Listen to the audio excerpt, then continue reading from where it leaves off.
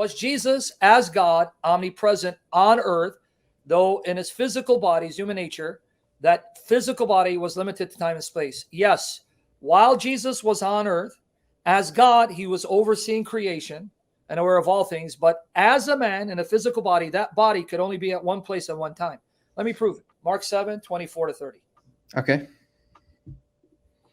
And read it for us. Good question, brother.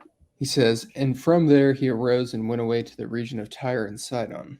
And he entered a house and did not want anyone to know, yet he could not be hidden. But immediately a woman whose little daughter had an unclean spirit heard of him and came and fell down at his feet. Now the woman was a Gentile, a Syrophoenician by birth, and she begged him to cast the demon out of her daughter.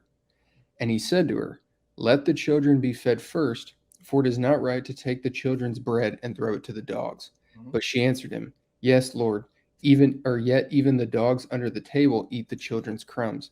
And he said to her, for this statement you may go your way. The demon has left your daughter. And she How did he cast out the demon from her daughter when he wasn't there physically? Yeah, interesting. Did you catch it? And he did it right as she said it. Yeah. For this statement, go, the demon has left your daughter. Oh man, yeah, wow. You caught it? Read 29. Because oftentimes, man, they want to try and use the defensive or like pivot things to no, that's something that would be due to his omniscience, not his omnipotence. No, because he's the one casting out the demon, because she came to him to cast out the demon. Yeah. Oh, wow. So this would work too with the centurion soldiers. Oh, yeah, that's another one. You know that in Matthew 8, yeah. 5-13. But I'm going to give you another one. I'll give you two more. Okay. But this one clear. No, read Mark 7:29 again and then to 30, because watch. And he said to her, for this statement you may go your way. The demon has left your daughter. And she went home and found the child lying in bed and the demon gone. Okay, so she's coming to him to cast out the demon. He goes, I already got rid of him. Go, she's okay. So he doesn't have to be there physically to summon demons out of people, because as God, he's the one sustaining creation, sustaining demons. And without being there physically, he can cast them out, right? Yeah. What would you say to somebody who would say, well, no, that's his omnipotence. That's because he's all powerful. Okay, but then you're telling me he's exercising his omnipotence without being physically present. So you're burying yourself. Yeah. Interesting. Right? Good one. Yeah, totally. Because he's still doing something without being there physically. Yep. So this is exactly like John 1 with Nathanael under the fig tree. Oh, yeah. You got that one. Because he says, I saw you. Yeah, not just I knew. Yeah, I saw you. So you can't just put that aside to omniscience. No, I saw you sitting under the fig tree. So that's another. Since you already know that one and the centurion, let me give you one more. John 4, because this one is very strong. John 4:43-54. Okay. It says, after the 2 days he departed from Galilee, for Jesus himself had testified that a prophet has no honor in his own hometown.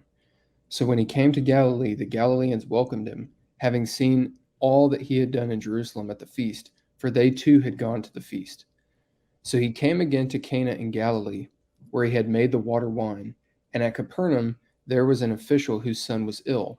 When this man heard that Jesus had come from Judea to Galilee, he went to him and asked him to come down and heal his son, for he was at the point of death.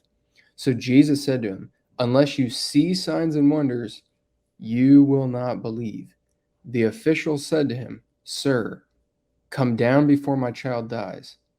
Jesus said to him, go, your son will live. The man believed. He's coming to him for healing. He says, go, he's already alive. He will live. He's not going to die. Now watch how long it takes him to get back to his son, though. This is where it's going to get astonishing. Verse 50. Wherever you stop, keep continuing. Yeah. Jesus said to him, go, your son will live. The man believed the word that Jesus spoke to him and went on his way. As he was going down, his servants met him and told him that his son was recovering. So he asked them the hour when he began to get better, and they said to him, yesterday at the 7th hour the fever left him. The father knew that was the hour when Jesus had said to him, your son will live, and he himself believed in all his household. This was now the second sign that Jesus did when he had come from Judea to Galilee. He didn't arrive to his house till the next day. That's how far the distance between Jesus and his son was. Did you catch it? No, what verse? Right there, when he just said, It was yesterday at Oh, the. yes. Yeah. Yesterday at the 7th hour. Oh, wow. Wow. Okay. Yeah. Holy So crap. he didn't arrive till the next day. Yeah. That's how far the distance was. And when they told him the hour, he goes, "That's the same hour the day before Jesus told me he's well, he lives." Jesus physically is not there. The distance is so great, it takes the Father almost a full day to arrive. He only gets there the next day. But because he's God, he doesn't need to be there physically. As he's talking to him, he heals the boy. "You are healed, you will live. Go." He's okay.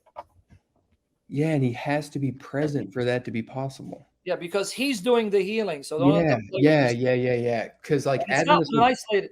Look, it's John 1, 45 to 49, which is the Philip and Nathaniel. It's the centurion, Matthew 8, 5 to 13. It's the Syrophoenician woman, Mark 7, 24, 30. And now this. I mean, how many more examples do we need to show yeah. that Christ as God did not cease being omnipresent?